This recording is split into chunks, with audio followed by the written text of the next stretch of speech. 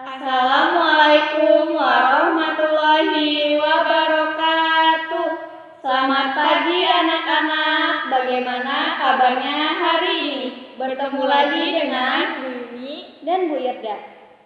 Hari ini kita akan belajar tema 1, indahnya kebersamaan, subtema 3, bersyukur atas keberagaman, pembelajaran ke-1.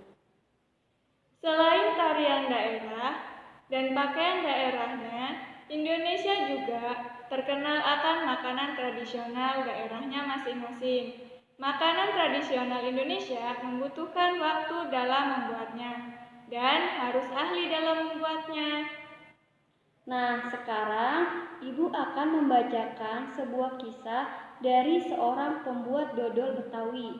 Dengarkan cerita ini baik-baik. Kemudian, tulislah gagasan pokok dan gagasan pendukungnya pada diagram yang telah disediakan. Perbedaan di materi sebelumnya, kalian membuat gagasan pokok dan gagasan pendukung dengan membaca langsung teks bacaan. Hari ini, kalian harus mendengarkan secara lisan cerita tersebut. Kemudian, menentukan gagasan pokok dan gagasan pendukungnya. Simak baik-baik ya. Judulnya, Dodol Betawi Mak Salma. Paragraf 1. Sebentar lagi, kota Jakarta akan berulang tahun. Seperti tahun-tahun sebelumnya, Mak Salma menerima banyak pesanan. Mak Salma adalah pembuat dodol tradisional Betawi di kampungnya. Biasanya, ketika menyambut ulang tahun kota Jakarta, banyak pertokoan yang mengadakan festival Betawi. Makanan Betawi menjadi jajanan di festival. Kerak telur, bir peletok, dan dodol Betawi menjadi primadona makanan dalam menyambut Dirgahayu Jakarta. Paragraf kedua. Sudah sejak seminggu yang lalu, Mak Salma bekerja keras. Ia dan beberapa ibu-ibu tetangganya membuat adonan dodol. Ketan, gula merah, gula pasir, dan santan dicampur menjadi satu.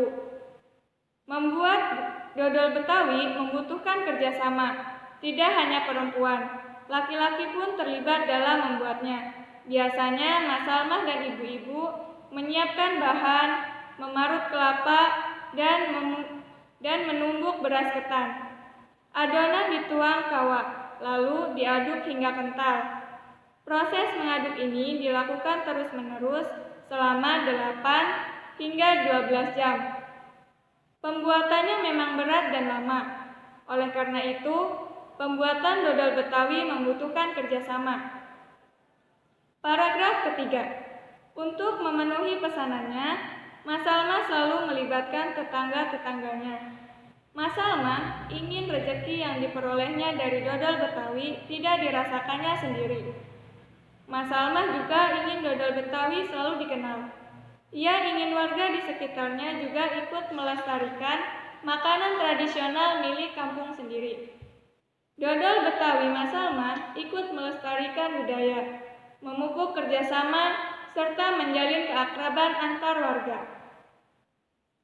Nah, berdasarkan cerita tadi, silakan sekarang cari gagasan pokok dan gagasan pendukungnya. Nah, kamu tadi diceritakan salah satu makanan khas daerah Indonesia, yaitu dodol Betawi, makanan khas dari daerah Betawi. Selain dodol Betawi, Indonesia memiliki beragam jenis makanan yang lain. Kamu bisa lihat di halaman 133. Di sana ada beberapa contoh makanan daerah dari Indonesia. Ada sego jamblang, nasi pecel, lontong sayur, nasi kerawu, dan nasi gudeg. Setiap makanan daerah memiliki cita rasa yang berbeda-beda khas dari daerah tersebut. Hal itu yang membuat makanan daerah menjadi unik. Masih ingatkah kalian bahwa bunyi mempunyai media penghantar untuk bisa terdengar? Media penghantar untuk merambat bunyi adalah udara, zat cair, dan benda padat. Tahukah kalian sifat-sifat bunyi yang lainnya? Mari kita lakukan percobaan berikut. Hari ini kita akan melakukan percobaan pemantulan dan penyerapan bunyi. Buka halaman 135. Silakan mencoba. Sekian pembelajaran hari ini. Terima kasih. Wassalamualaikum warahmatullahi